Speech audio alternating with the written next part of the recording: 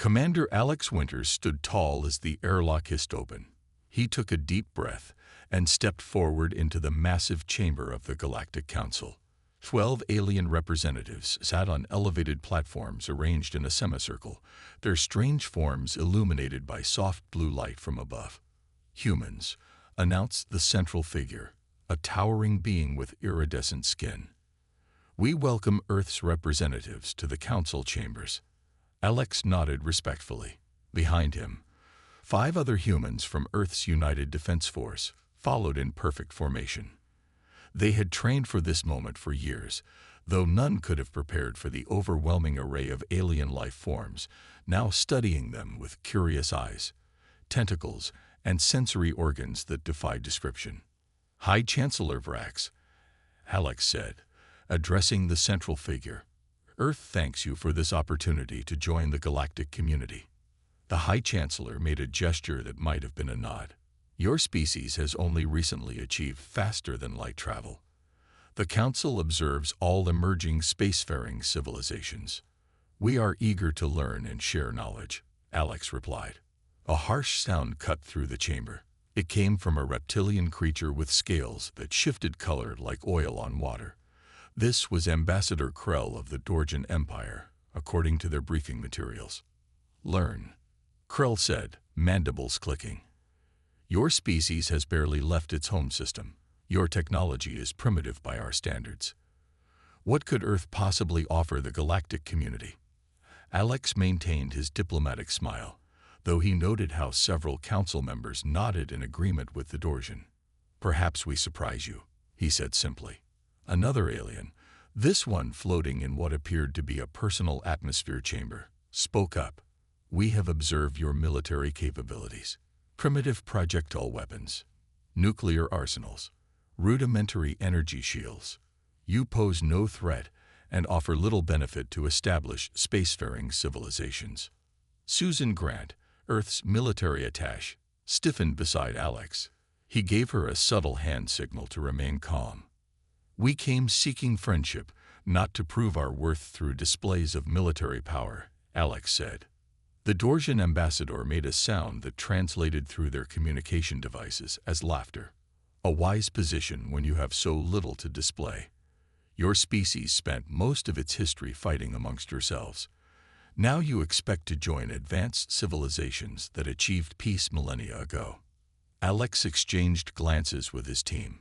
This was not proceeding as hoped. The contempt was unexpected, but not entirely surprising. Intelligence had suggested the Council might be dismissive. It's true, Alex acknowledged. Humanity has a complicated history. We fought countless wars. We nearly destroyed ourselves more than once. Then you understand why the Council hesitates to welcome such a volatile species, said High Chancellor Vrax. Alex stepped forward, his expression shifting subtly. What my species learned from our conflicts was adaptation, survival, innovation under pressure. We hope for peaceful relations with all galactic civilizations, but don't mistake our restraint for weakness.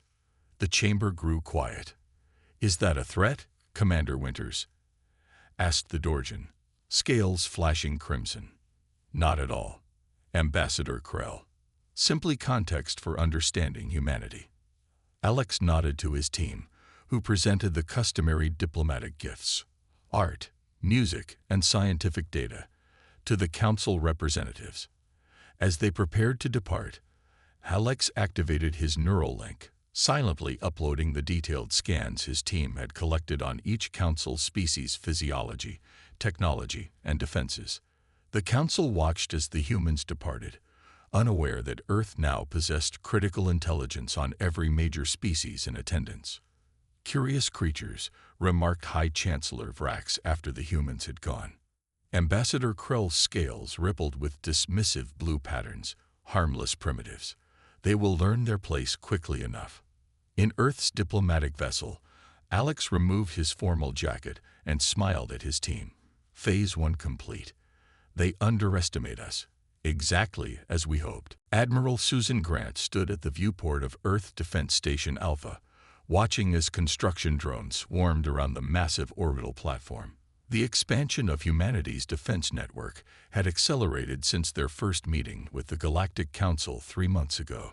"Admiral, we've received the latest updates from the Jupiter outposts," said Lieutenant Peter Hayes, approaching with a data tablet.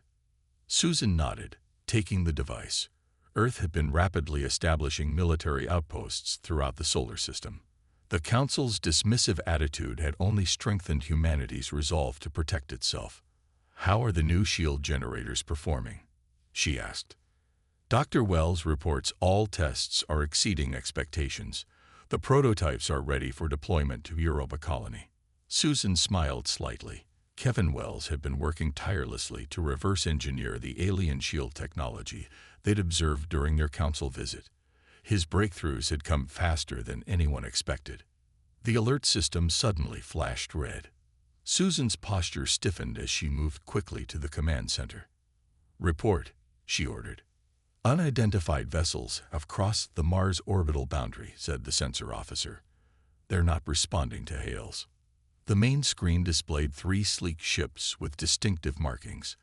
Susan recognized them immediately. "Dorsian," she said quietly. "What's their heading?"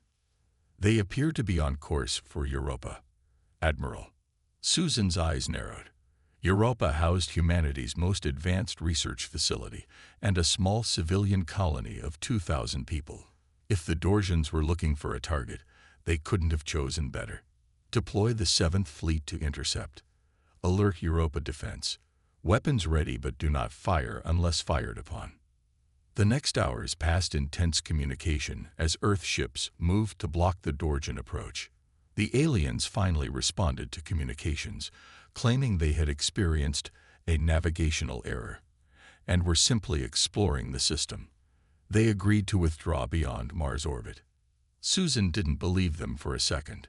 3 days later, her suspicions were confirmed. At 300 hours Earth Standard Time, the emergency channel from Europa lit up. "This is Europa Colony. We are under attack. Dorsian vessels have bypassed our outer sensors and—" The transmission cut off abruptly. "Get me a direct line to the President," Susan ordered, her face grim. By the time Earth vessels reached Europa, the damage was done. The research facility remained intact, but the civilian section had been hit. 37 colonists were dead, including 12 children. In the emergency session of Earth's unified government, debate raged over the appropriate response. "We should strike back immediately," argued Defense Minister Alan Reyes. "Show them we won't tolerate attacks on our people." "A direct military response could lead to full-scale war," countered diplomatic envoy Maria Foster. "We're not ready to face the combined might of the council races." President Laura Daniels listened carefully before speaking. "What do we know about their defenses? Their weaknesses?" All eyes turned to Dr. Kevin Wells, who had been quietly observing from the corner of the room. The scientist stood, adjusting his glasses. "We've made significant progress," he said, activating a holographic display. "Their shield technology is advanced but predictable. It operates on specific frequency patterns that we can now counteract." The display showed simulations of Dorsian shield systems failing under targeted energy pulses.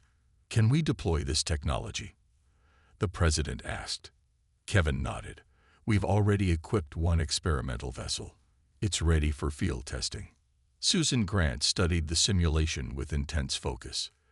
"They believe we're defenseless. They think they can attack us with impunity."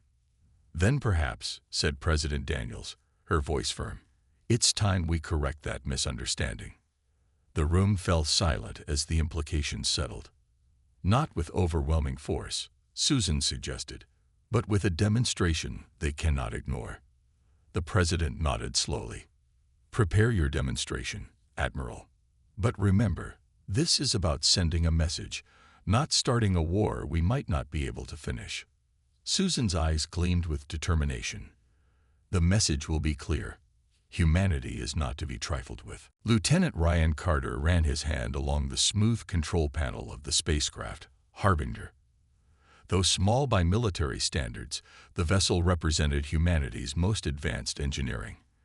Its unremarkable exterior concealed technology reverse-engineered from the brief scans taken during the Galactic Council meeting.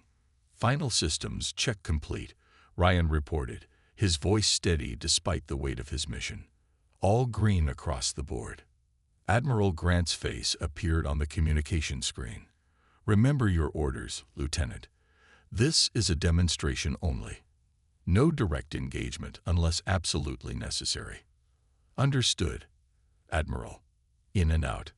Message delivered. The launch sequence began. Ryan felt the gentle push as magnetic accelerators propelled the Harbinger out of Earth's shipyard and into open space. Once clear, he activated the faster-than-light drive, a technology humanity had only mastered 5 years ago. The stars blurred around him as the ship entered the dimensional fold that made interstellar travel possible. 20 minutes later, by ship time, the Harbinger emerged at the edge of Dorjan space. Ryan took a deep breath, then broadcast on an open frequency. "This is Lieutenant Ryan Carter of Earth Vessel Harbinger. I bring a message from the United Earth Government regarding the unprovoked attack on our Europa colony." The response came quickly. 3 Dorjan battle cruisers appeared on his sensors, moving to surround the small Earth vessel. Each was at least 50 times the size of the Harbinger. "Human vessel," came the reply.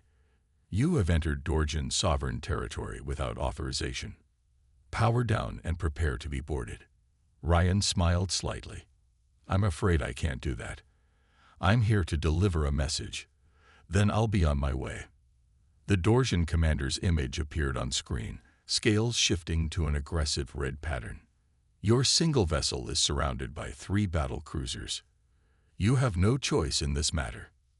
"Actually," Ryan said calmly, "I do." He activated the special package Dr. Wells had installed. A soft hum filled the cabin as the adaptive shield technology came online. On the sensor display, Ryan could see the Dorjan vessels powering up their weapons. "Last warning, human," the Dorjan commander said. "Power down or be destroyed." Ryan didn't respond. He simply waited. The first Dorjan cruiser fired. A beam of concentrated energy streaked toward the Harbinger. It struck the invisible barrier of the adaptive shield and dissipated completely. Ryan felt nothing, not even a slight vibration. The Dorjans fired again. All 3 ships now launched their weapons at the small Earth vessel. Energy beams, particle cannons, and graviton disruptors, all harmlessly absorbed by the shield. "How is this possible?" the Dorjan commander demanded, his scales now pulsing with confusion. "Your technology is primitive." Ryan checked his readings. The shield was holding at 97% efficiency, exactly as Dr. Wells had predicted. The system was learning from each attack, adapting its defense patterns in real time. "That's our message," Ryan said simply. "What you thought you knew about humanity is wrong. What you thought you could do to us without consequences was a miscalculation." He activated a data package that transmitted to all 3 Dorjan vessels. "These are images from Europa. 37 civilians, including children, dead from your navigational error." The Dorjan commander stared at the images, his scales now showing patterns Ryan couldn't interpret. "This demonstration is over," Ryan continued. "We could have come with a fleet. We could have responded with force. Instead, we came with 1 ship to deliver a warning. Attack humanity again, and our response will not be so measured." Without waiting for a reply, Ryan activated the FTL drive. The Harbinger disappeared from Dorjan space, leaving behind 3 battle cruisers with weapons still hot but ineffective. When Ryan reported back to Earth 12 hours later, Admiral Grant asked only one question. Did they understand the message? Ryan nodded confidently. They understood. Now they know we're ready. The Galactic Council chamber buzzed with nervous energy. News of the Harbinger's demonstration in Dorjan space had spread quickly through diplomatic channels. Many council members had dismissed it as human propaganda until the Dorjans themselves confirmed the incident. Ambassador Olivia Banks walked confidently into the chamber, flanked by 2 aides carrying data tablets. Unlike Commander Winter's first visit, this time there was no need to appear humble. Earth had made its point. The Council recognizes the representative from Earth, High Chancellor Vrax announced, his tone noticeably more formal than during their first meeting. "Thank you, High Chancellor," Olivia said, her voice carrying clearly through the vast chamber. "I come today not to ask for admission to your council, but to address a grave matter concerning the recent Dorjan attack on our Europa colony." Ambassador Krell's scales flashed defensive patterns, a regrettable incident resulting from navigational error. "Compensation has been offered." Olivia smiled thinly. "We both know that's not true, Ambassador. But I'm not here to debate what happened. I'm here to ensure it never happens again." She nodded to her aides, who activated a holographic display in the center of the chamber. It showed a timeline of Earth's history, focusing specifically on warfare. "The Council dismissed humanity as primitive because we spent our history fighting ourselves," Olivia began. "What you fail to understand is that this history is precisely why you should fear us." The hologram showed ancient battles with spears and swords, then gunpowder weapons, tanks, aircraft, nuclear weapons, and finally, Earth's current military technology. In less than 5,000 years, humans went from fighting with sharpened sticks to splitting atoms. In just the last century, we've mastered space travel, artificial intelligence, and faster-than-light drives. The Council members watched silently as the display shifted to show Earth's rapid technological advancement since discovering alien life. "What took many of your species millennia to develop, we achieved in decades," Olivia continued. "Not because we're smarter, but because we never stopped preparing for threats."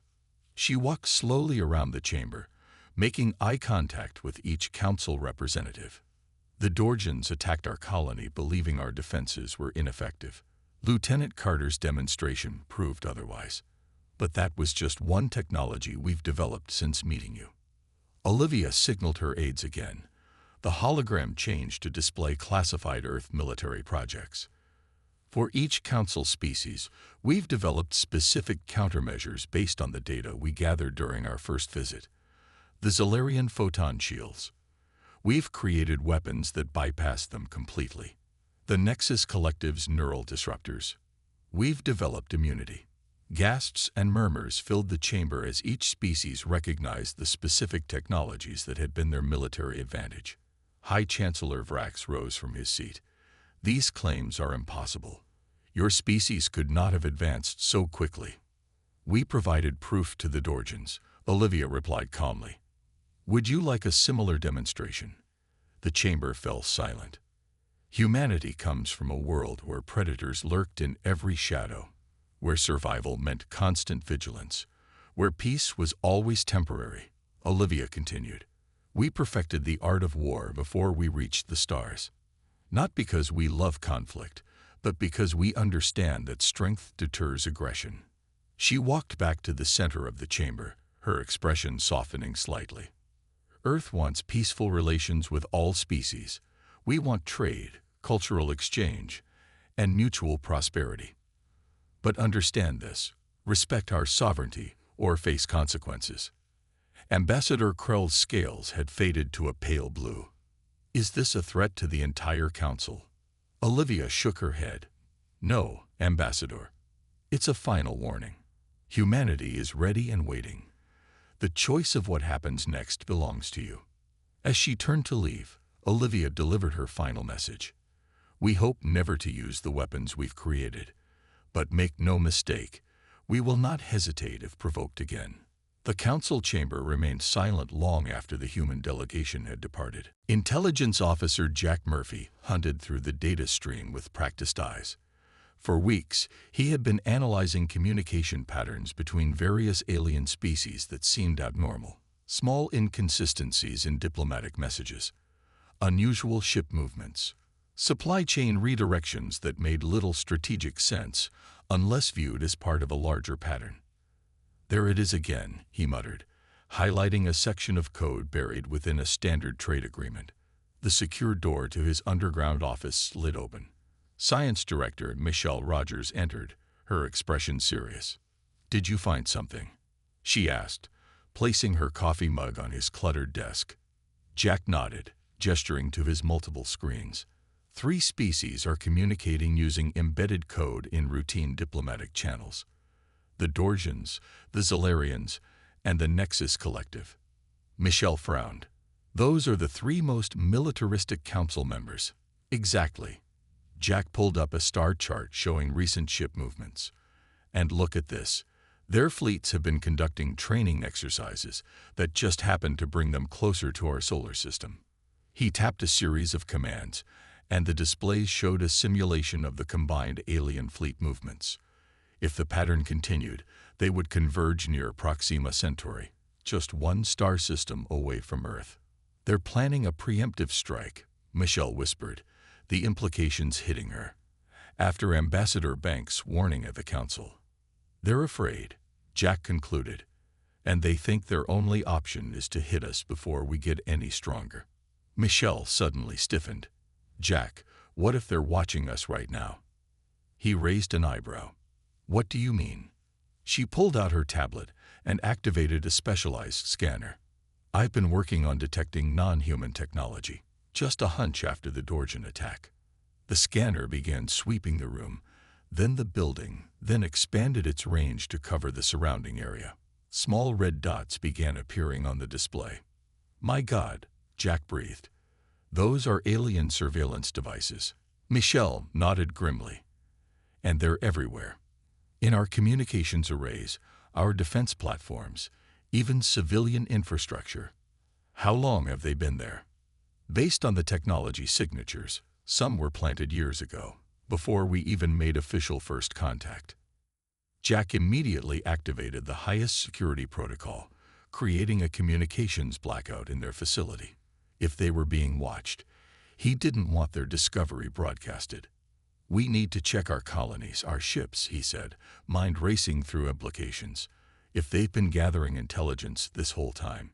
His secure line beeped, the one connected to Earth's network of undercover operatives embedded throughout alien territories. This was a system the aliens couldn't know about, using technology developed after first contact. The message was brief but chilling. Attack preparations confirmed. 3 species alliance. Timeline: 72 hours. Jack and Michelle shared a look of dread. 3 days was not much time to prepare. We need to evacuate the civilian populations from likely targets, Michelle said. Mars colony, Europa, the lunar bases. Jack nodded, already drafting emergency orders. We'll need to do it quietly. If they realize we know, they might accelerate their timeline, Michelle finished. For the next 48 hours, Earth executed a carefully choreographed evacuation plan. Civilians were moved under the guise of routine rotations and training exercises. Military personnel took their places, maintaining normal communication patterns to avoid suspicion. Meanwhile, Jack coordinated with Admiral Grant to position Earth's true defensive capabilities, the ones they had deliberately kept hidden from. The first indication of attack came at 4:15 Earth Standard Time. Sensors detected 57 alien vessels dropping out of faster-than-light travel at the edge of the solar system. The combined fleet of Dorgian, Zolarian, and Nexus Collective ships moved with practiced coordination, clearly a long-planned operation. General Daniel Wright stood calmly in Earth's Defense Command Center, surrounded by holographic displays showing the approaching enemy fleet. They've divided into 3 attack groups, reported the tactical officer, heading for Mars colony, lunar base, and Earth itself. Daniel nodded, just as intelligence predicted. He opened a secure channel. All defense stations, this is General Wright. Operation Checkmate is now active. Authorization code, Thermopyla. Throughout the solar system, hidden defense platforms awakened. Weapons systems that had been carefully concealed from alien surveillance came online. The planetary defense grid, a network of satellites, ground-based cannons, and orbital platforms, activated with quiet efficiency. Sir, the aliens are broadcasting a message, said Communications Officer Lily Pottle. Daniel gestured for her to play it. The face of a Zolarian commander appeared on the main screen. People of Earth, Your aggressive posturing and technological development pose an unacceptable threat to galactic stability. Surrender your military assets and submit to Council oversight, or face immediate destruction. Daniel didn't bother responding. Instead, he issued a series of commands to his waiting forces. First wave, engage as planned. Surgical precision only. I want minimal casualties. The alien fleet approached Mars, confident in their overwhelming force. Their intelligence showed minimal defenses, mostly outdated weapon systems. What they encountered instead were advanced railguns that fired projectiles at near-light speed, bypassing their energy shields completely. The first Dorsian cruiser exploded as a projectile the size of a soda can punched through its command center. Two more ships suffered critical damage before the aliens realized they'd been ambushed. Near Earth's moon, the second alien attack group faced an invisible defense line. The human ships were smaller than their alien counterparts, but moved with unexpected agility. They employed tactics derived from ancient naval warfare, flanking maneuvers and fake retreats that lured alien vessels into prepared kill zones. Sir, the Nexus collective ships are attempting to use their neural disruptors, reported the sensor officer. Daniel smiled slightly. Let them try. The alien weapons activated, sending waves of energy designed to incapacitate human crews by disrupting neural functions. But the human ships continued fighting without hesitation. What the aliens didn't know was that Earth vessels now carried eye backup systems that could operate independently if human crews were compromised.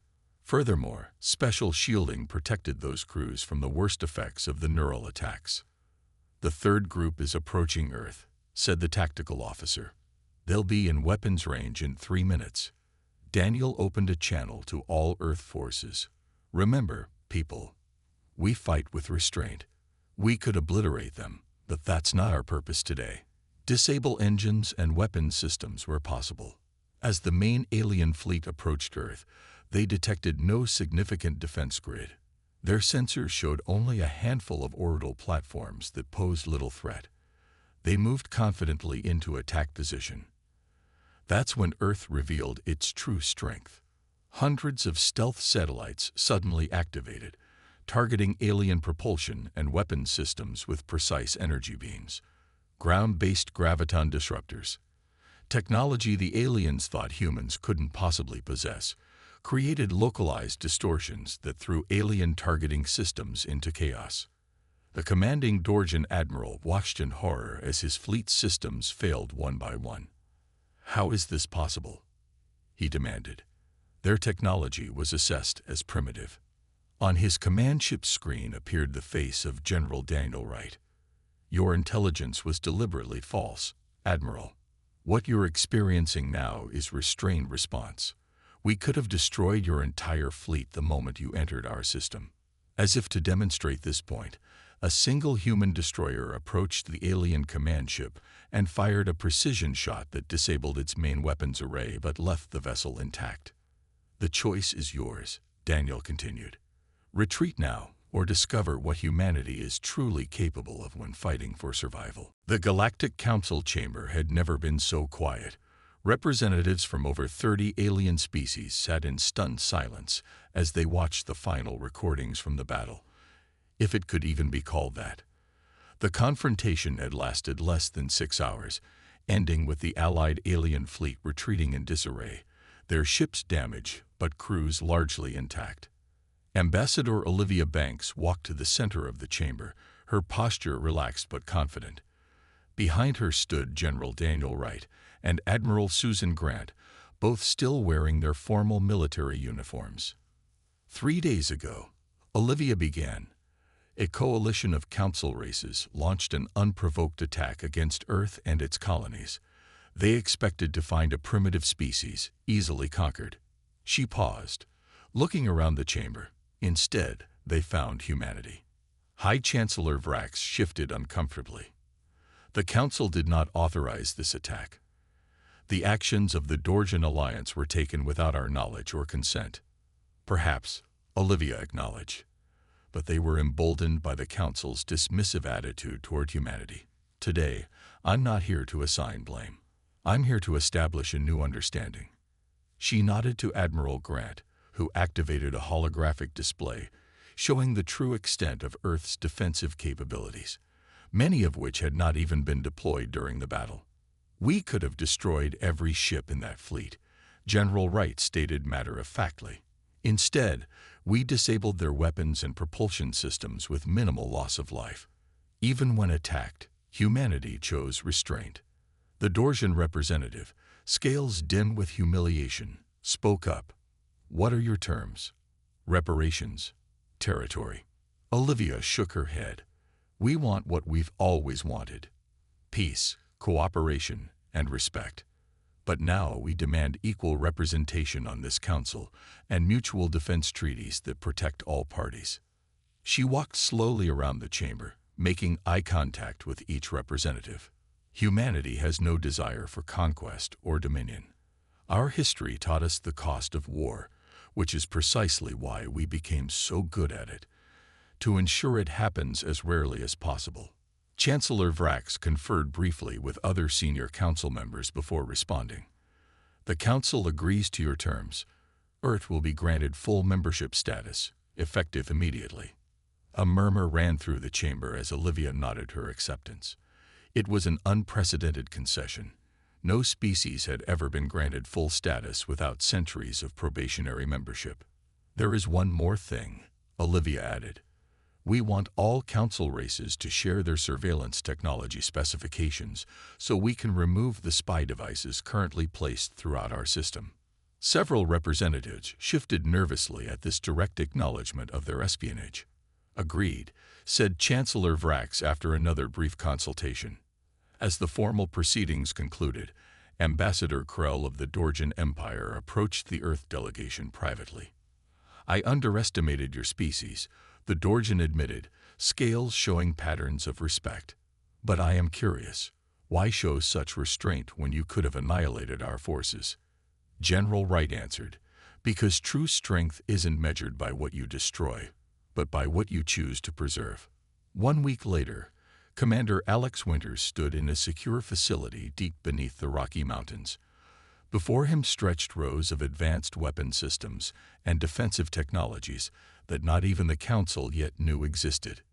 Will we ever share these with the Council? Asked a young officer beside him.